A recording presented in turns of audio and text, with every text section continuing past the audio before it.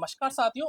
आज हम कर रहे हैं हमारे सेकंड ग्रेड के अंदर जो इम्पोर्टेंट टॉपिक है वर्ल्ड ज्योग्राफी के अंदर वैश्वीकरण या भूमंडलीकरण एवं इसके प्रभाव। ये हमारा टॉपिक दे रखा है और इस टॉपिक में हमारे कौन कौन सी चीजें आने वाली हैं, जैसे गेट है, WTO है, साप्टा है, सार्क है, नाफ्टा है, ASEAN, GST, ARF और EU, टेमा है, प्रत्यक्ष विदेश निवेश है, प्रत्यक्ष कृषि प्रत्यक्ष निवेश है और अपने पेटेंट कानून है और भारतीय प्रतिस्पर्धा आयोग है। तो ये जो सब चीजें हैं वो अपन इस क्लास के अंदर देखने को मिलेगी अपने को। ठीक है दोस्तों, इस क्लास में हम इन सभी चीजों को के बारे में डिस्कस करेंगे। तो शुरू करते हैं क्लास। और हमारे ये जो क्लास है वो लगभग 20 मिनट की क्लास रहेगी।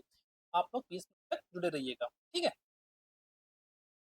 अब बोलते हैं कि वैश्वीकरण किसे बोलते हैं। वैश्वीकरण या भूमंडलीकरण का मतलब क्या होता है। देखो दोस्तों, एक देश की अर्थव्यवस्था को विश्व की अर्थव्यवस्था के साथ जोड़ना। ठीक है, जैसे यहाँ पर एक देश हो गया और दूसरा एक देश यहाँ पे हो गया, तो ये दोनों देश एक दूसरे की अर्थव्यवस्था का क्या करेंगे, वो आदान प्रदान करेंगे। अर्थव्यवस्था का वो क्या करेंगे, आदान प्रदान करेंगे। ठीक, अर्थव्यवस्था का मतलब हो गया कि वो हो गया अपना पैसों से रिलेटेड जो भी काम होते हैं वो अपनी अर्थव्यवस्था होगी। तो अर्थव्यवस्था से रिलेटेड जो भी आदान प्रदान करेंगे वो किसमें आता है दोस्तों, अपने वैश्वीकरण या भूमंडलीकरण में आता है। तो यहाँ तक आपको लोगों को क्लियर हो गया होगा कि एक देश की अर्थव्यवस्था का दूसरे देश की अर्थव्यवस्था से जुड़ाव करना या जोड़ना। ठीक है, अब इसके अंदर दोस्तों क्या होगी, सूचना भी आ सकती है। ठीक है, इसके अंदर अपन क्या बोल सकते हैं दोस्तों, सूचना है, तकनीक है, तो वो सब चीजें क्या होती है दोस्तों, आदान प्रदान होती है।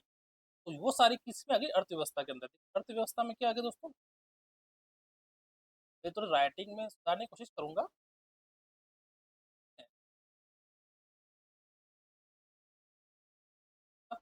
आगे पैसा का लेन देन भी हो गई। ठीक है, और अपने सूचना आ गई। आप लोगों को पता है कि अभी सूचना तकनीकी बहुत ही फास्ट चल रही है। इन सभी को जो आदान प्रदान एक देश से दूसरे देश का, वो सीधी सी बात है वैश्वीकरण या भूमंडलीकरण कहलावा है। ठीक है, साथियों तो समझ में आ गया जी। अब देखो यहाँ ना कि वैश्वीकरण को और चीज का ये मतलब है और वैश्वीकरण को और का ही मतलब हुआ है, और आप देख लेते हैं।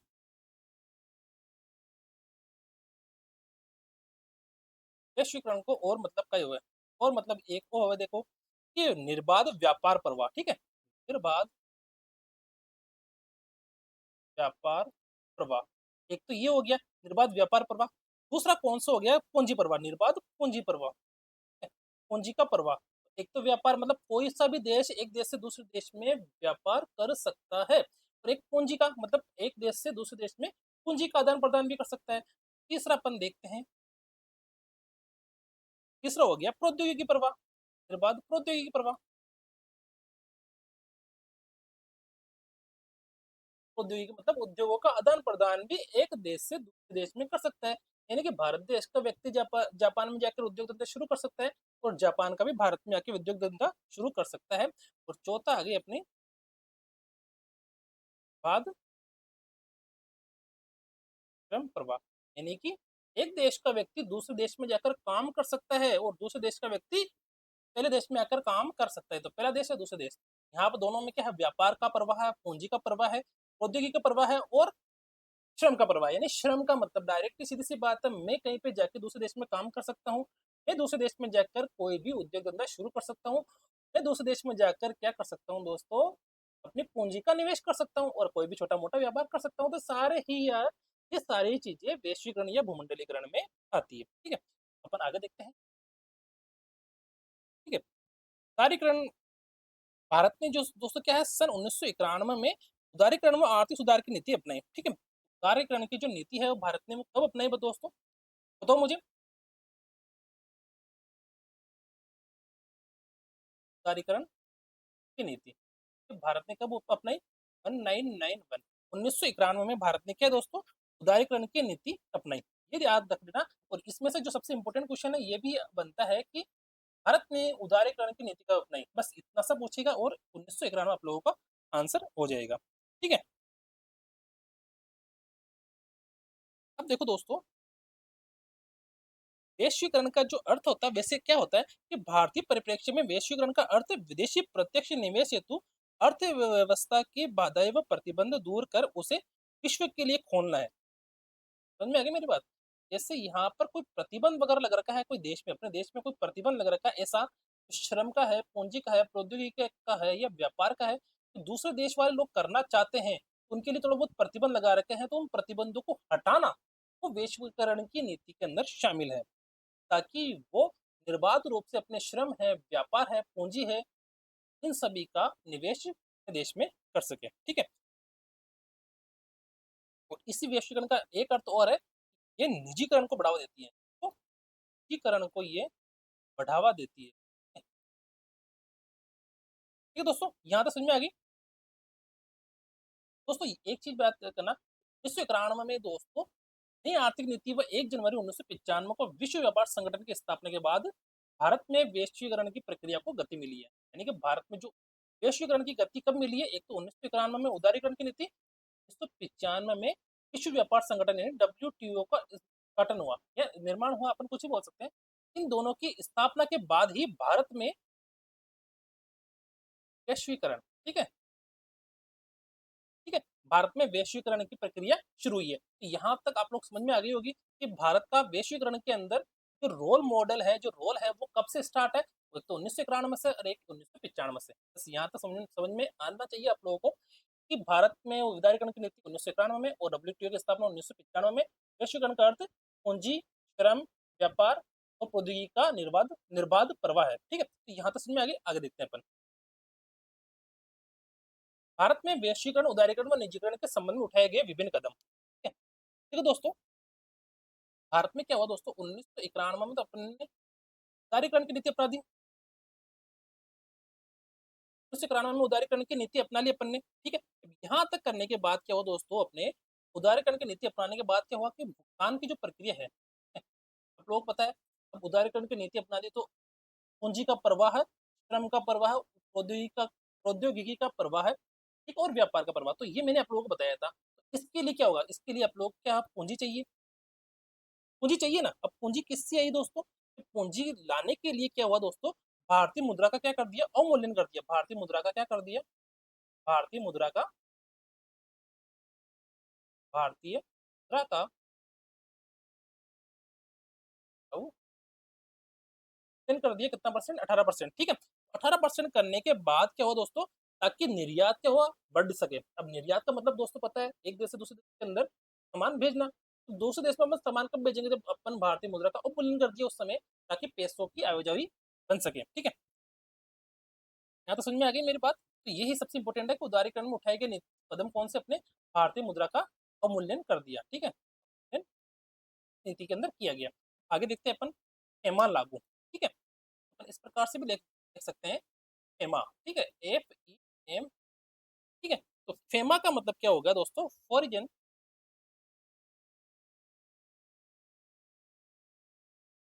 एक्सचेंज, एक्सचेंज रेगुलेशन,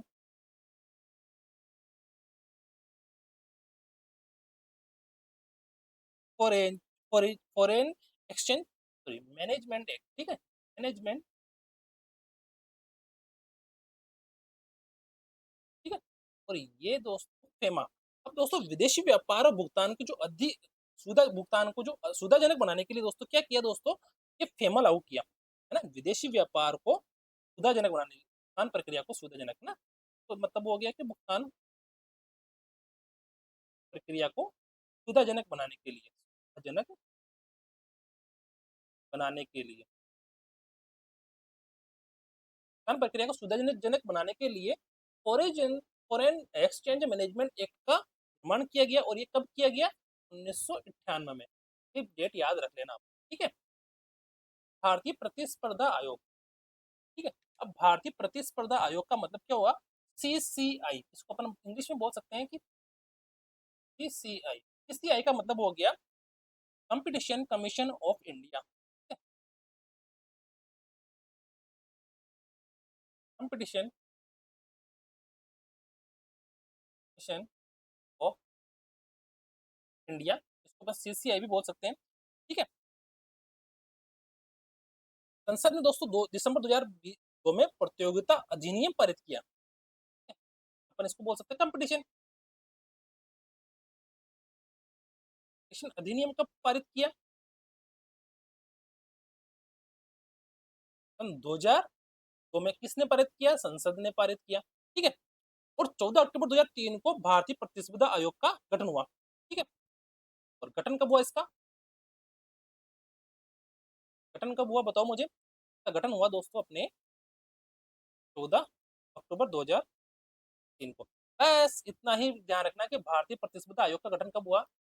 14 अक्टूबर 2003 और इसकी जो अधिनियम पारित कब हुआ अपना? 2000 में, ठीक है? इतना सा आप लोगों को याद रखना है। प्रत्यक्ष विदेशी निवेश अपन इसको बोल सकते हैं FDI, ठीक है? FDI, ठीक है? केंद्र सरकार ने दोस्तों क्या किया? 10 अप्रैल 2012 से नई समेकित प्रत्यक्ष विदेशी नीति लागू की, ठीक है? केंद्र सरकार ने दोस्तों प्रत्यक्ष विदेशी नीति 2012 में लागू की और प्रत्यक्ष विदेशी नीति का तात्पर्य विदेशी मुद्रा का किसी अनिवासी भारतीय मुद्रा द्वारा प्रतिभूतियों का अंतरण अथवा निर्गम, ठीक है?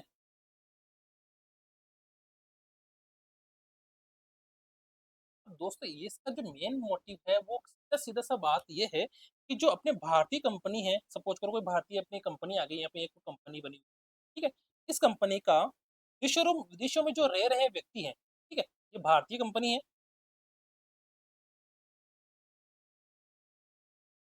ये क्या विदेशी देशों में रहे रहे व्यक्ति।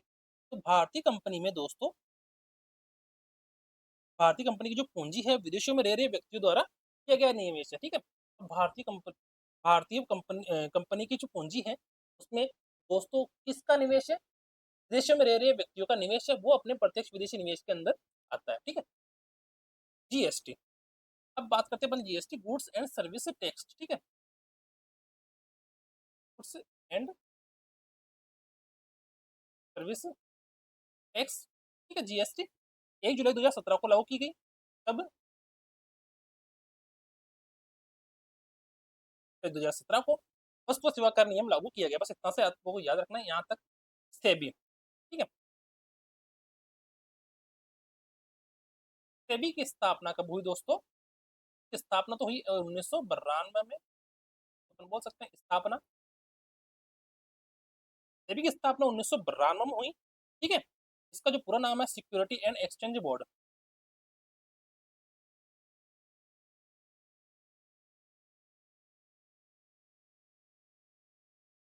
सिक्योरिटी एंड एक्सचेंज बोर्ड है इसका पूरा नाम। हाँ तो समझ में आ गई मेरी बात? आगे देखते हैं अपन। व्यापार से जुड़े बौद्धिक संपदा अधिकार। सीधी सी बात है कि बौद्धिक संपदा अधिकार, आप लोगों को एक चीज बताऊं क्या इसको, मतलब सीधी सी बात है कॉपीराइट, है ना? तो इसका सीधी सी बात आप लोग बताऊं क्या, इसका सीधी सी बात ये है कि COPYRI, आप लोग जैसे हिंदी में जो चीज दे रखी है तो ये समझ में नहीं आएगी व्यापार से जुड़े बौद्धिक संपदा अधिकार का मतलब क्या होता है। आप लोगों ने कॉपीराइट सुना होगा ना, कॉपीराइट, ठीक है? अभी प्रेजेंट टाइम में बता रहा हूँ, प्रेजेंट की घटना, प्रेजेंट की घटना। उदयपुर में जो लक्ष्य क्लासेस है, उदयपुर में लक्ष्य क्लासेस और अपने जो लक्ष्य पब्लिकेशन वाली बुक्स है, मनु प्रकाशन वाली, उन दोनों के बीच विवाद चल रहा है कॉपीराइट का। तो विवाद चल रहा है कॉपीराइट का, तो वो ही ये चीज सेम है, वो दोनों चीज के सेम है। तो आप लोगों ने एक चीज देखी होगी कि मैं जो भी यूट्यूब के जो शॉर्ट्स बना रहा हूँ, ठीक है, यूट्यूब के जो शॉर्ट्स बना रहा हूँ, उन सभी शॉर्ट्स के अंदर मैंने मेरा चैनल का नाम लिख रखा है सुनील एकेडमी, ठीक है? उस वीडियो के ऊपर वीडियो जैसे ये वीडियो चल रही है, इस वीडियो में मैंने नाम लिख दिया मेरा सुनील अकेडमी। तो लिखा मैंने क्योंकि अगर मैं नाम नहीं लिखूंगा तो मेरा जो वीडियो है वो कोई भी अपने चैनल पर लगा सकता है। अगर मैंने यहाँ पर बीच में ये वीडियो चल रहा है और ये बीच में मैंने नाम लिख दिया, सुनील अकेडमी नाम लिख दिया, ठीक है? अब उस वीडियो से उस नाम को हटाना पॉसिबल नहीं है। अब अगर कोई वीडियो मेरी वीडियो को लगाएगा, देखो या तो वो उसको नाम को ऊपर कोई लगा देगा, स्टिकर वगैरह लगा देगा, तो वो वीडियो बनेगी नहीं। और ऐसे ही अगर कोई लगा देगा वीडियो को, सपोज करो मैं जैसे सपोज करो ये वीडियो मैं खुद बनवा रहा हूँ, ये वीडियो जो मैं अभी शॉर्ट्स है यूट्यूब के, वो शॉर्ट्स मैं खुद बनवा रहा हूँ, है ना? जब मैं खुद बना रहा हूँ, है ना?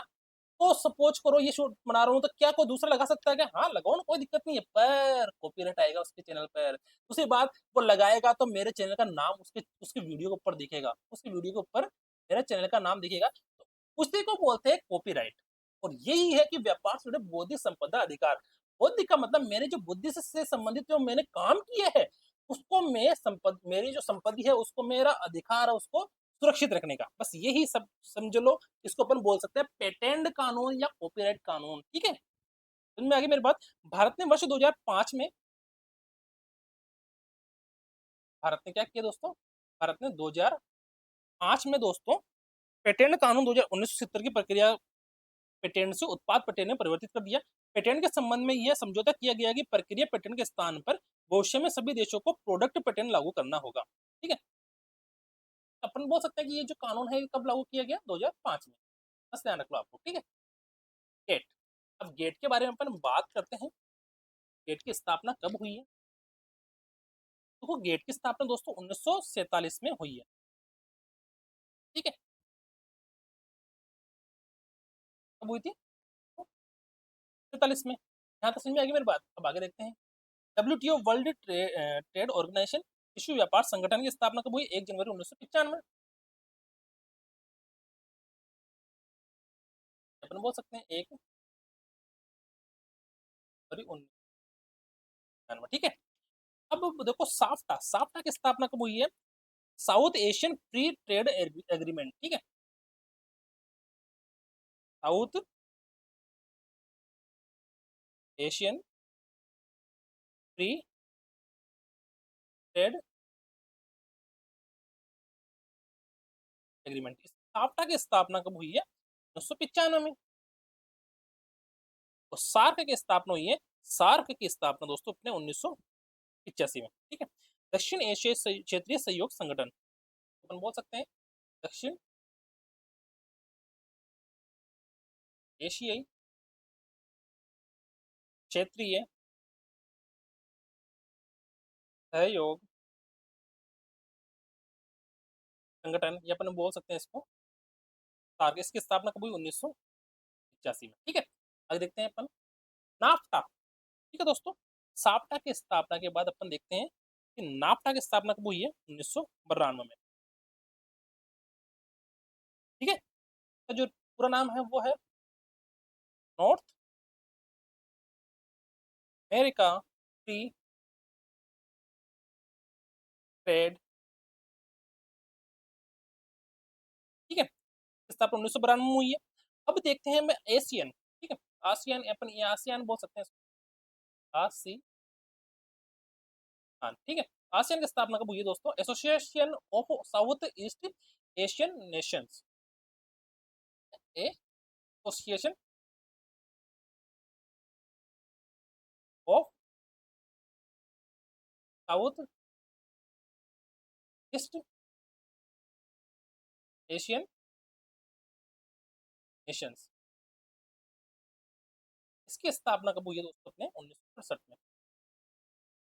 ठीक है, अब देखते हैं अपन ARF, आसियान रीजनल फोरम। ठीक है, आसियान रीजनल फोरम की स्थापना हुई है 1 नवंबर 1993 को। ठीक है, यहाँ तक समझ में आ चुका मेरे बात। अब देखते हैं यूरोपियन संघ।